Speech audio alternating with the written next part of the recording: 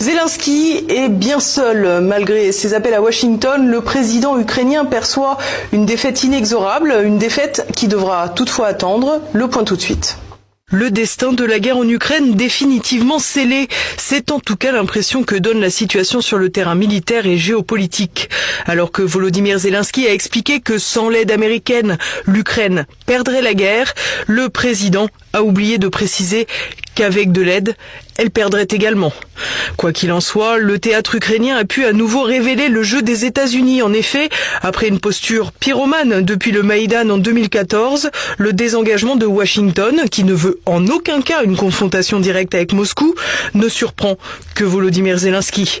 À plus forte raison que les élections américaines prévues pour novembre prochain ont instauré un climat attentiste jusqu'au Congrès, où une enveloppe de 60 milliards pour l'Ukraine est bloquée depuis des mois. S'il n'en reste pas moins que les fournitures américaines ne seront pas en mesure d'offrir la victoire à Kiev, leur absence conditionne toutefois les manœuvres militaires sur le terrain.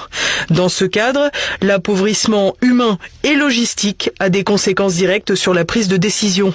Ainsi, les forces ukrainiennes sont comptées et donc contraintes à l'éparpillement. Un positionnement partout et nulle part, qui permet certes des ripostes contre la Russie, mais pas de reprise de territoire stratégique. C'est d'ailleurs aussi dans cet esprit que s'inscrivent les frappes